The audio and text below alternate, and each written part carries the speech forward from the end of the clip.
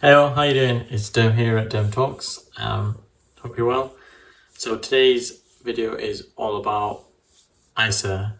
In the UK, we basically get about £20,000 limit every year between the 6th of April of the current year, the 5th of April of the following year.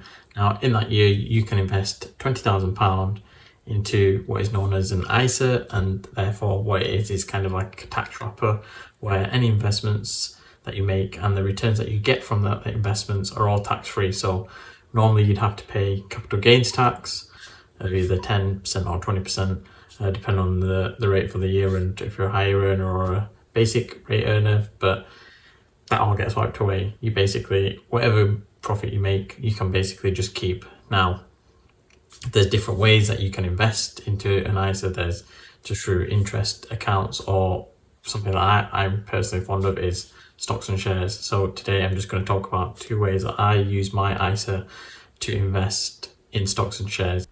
Okay, so let's get into it.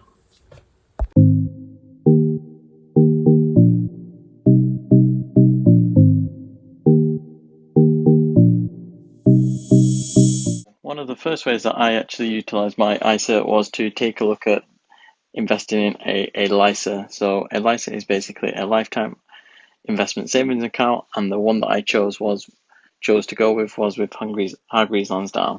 Now, the main reason for choosing a LISA is that a LISA is targeted at people aged 18 to 39 who can either use the funds to invest or use towards their first property, residential that is, or be able to hold it there until they're 60 years old, and therefore can take out the funds tax free without any capital gains or pay any taxes on their dividends that they receive during the years while they've invested. So one of the reasons why I obviously chose this was because I'm yet to purchase a property, and therefore it's something that I will be looking at to do in the next few years. And the biggest benefit of why I chose to invest in ELISA is that the government have an initiative where if you invest whatever money you invest up to £4,000, the government will actually give you 25% extra on top of that. So for if I invested £4,000 in the current tax year, then I'd get an extra £1,000 to help towards this property, or to keep until I'm 60. Now, the benefit of why I chose Hargreaves Lansdown across some of the others is that they've got a good reputation. So they've been UK leading since about 1981. So I'm quite happy with the funds I'm that they're going to be safe for the future, and that I won't have to worry about any potential issues with the company. But I suppose some of the biggest cons with using Hargreaves Lansdown is that, well, one, to access this service, as I talked about, you've got to be aged between 18 to 39. Two is that they actually charge you a 0.45% charge of market value account charges. Three is that you can actually only withdraw the funds to purchase the property, and that's maximum of up to 450,000. So for people in London or any other areas where property prices are quite higher and could be substantially higher than that, then that may be an issue for you of why you may not want to invest in it. Another way that you can actually withdraw is that you can become terminally ill, so that you can get access to the funds that way. Or, like I said earlier, that if you actually save the money until you're 60, then you won't have no penalties. However, if you do look to take out the funds for any other reason, then you can actually end up paying a 25% charge by the government for taking it out too early. So therefore, that can actually mean that you end up losing money, such as if you put in the 4,000 and you got the £1,000 from the government with a 25% charge on the £5,000, that'd actually mean that you'd end up losing £250 away. So you have to be really sure that this is something that is going to cater to you for the long term. Another con is that they charge you a 1% foreign exchange charge. So I don't know about yourselves, but if you are starting to look at investing, a majority of companies that I have invested in or look to invest in are probably US based, and therefore you will probably more than likely get hit by this charge. And then on top of that, there's also another £11.95 instant order charge. So I really use my Hargreaves Lansdown account to invest big sums of money. So I probably invest maybe the full £4,000 into one company to save on the multiple instant order charges of spreading my money across other companies. And uh, the way that I see this account is something that any company that I invest in is going to be for the long term. So they've got to be in line with how long I think that company will appreciate within like a 5 to 10 year period, etc., of when I actually need to use these funds. So just bear that in mind, guys. That is something that you should probably take a look at.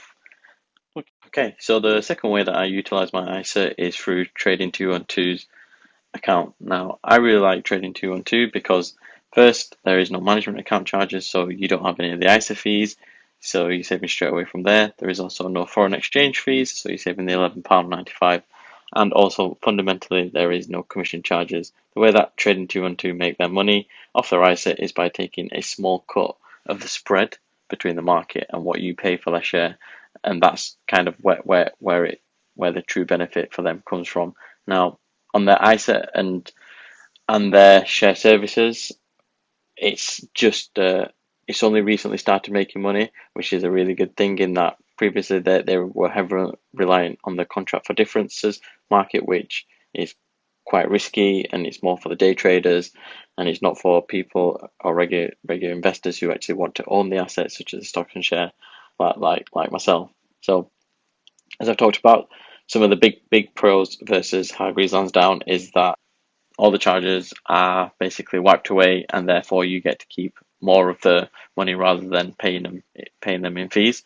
Now, one of the probably the biggest cons is that it's quite a relatively new app, and it's only one that's come to the UK not so long ago, so it's still continually developing. But the developments on its side are quite good in that in the past few months it's launched quite a lot of new initiatives like the Pi feature, which enables you to auto invest and share your pies with fellow investors if you really want to.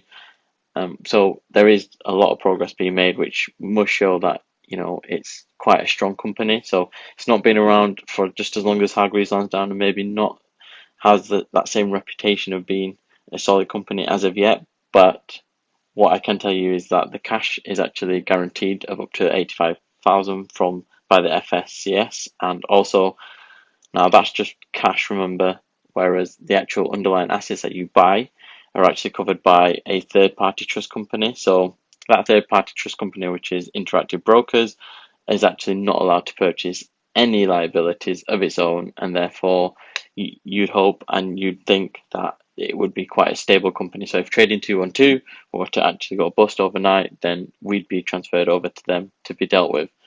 Also, if in the event of fraud, the FSCS will actually cover our assets of up to £85,000. I don't know about yourselves, but I don't have anywhere near that kind of asset, so I'm quite happy with that amount. The other kind of drawback with trading 212 versus Hargreaves Lansdown is that there is less stocks. There is about 6,000 plus stocks in trading 212, whereas Hargreaves Lansdown gives you access to 8,000.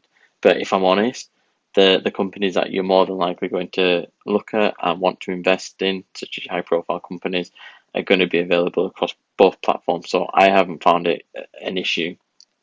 So in summary, what I use the Hargreaves Lansdown account for is just basically to make use of the government grant and maximize that per year and use that as a one big lump sum investment into a company. And then the rest of the funds are basically invested straight into the ISA in Trading 212 as I feel like it's more interactive, it's more flexible, and there's less fees, which is quite a good service that I've seen from it. I've actually also added this comparison table. Now there is other services out there who actually do offer your ISAs, etc. But for me, I prefer just to use Trading 212 and Hargreaves Lansdown. Now you can take a look at this if you want to in your own time of the other services such as Revolut, Free Trade. If you want to just maybe have a look at what they offer but some of them are actually only US based, such as free trade. So just take a look and give me a shout if you need any info. Hey guys, thanks for watching the video. I hope you liked it and I hope you got great value out of it. If you did like it, then please like and subscribe. Much appreciated. Helps the YouTube algorithm, as you know, as everyone else keeps saying about it. But as you can tell, the video took me quite a long time. It's already morning, as you can see. And yeah, so like as much support as you can give, or please feel free to drop a comment down below. And if on any videos you might want to see, or any comments on this particular video, I'll be quick to make sure that I respond to them. If you are looking to invest into Trading 212, I've left a link below, so that if you do sign up, you'll get a free share. I'll get a free share worth up to $100, but on the value of my share that I will get, half of it will be donated to charity. So yeah, thanks for watching, and I hope you have a great day. Take care.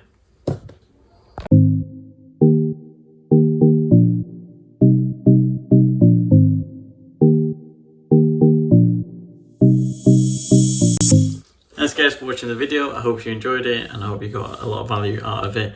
Now, if you did like it, and I would appreciate as many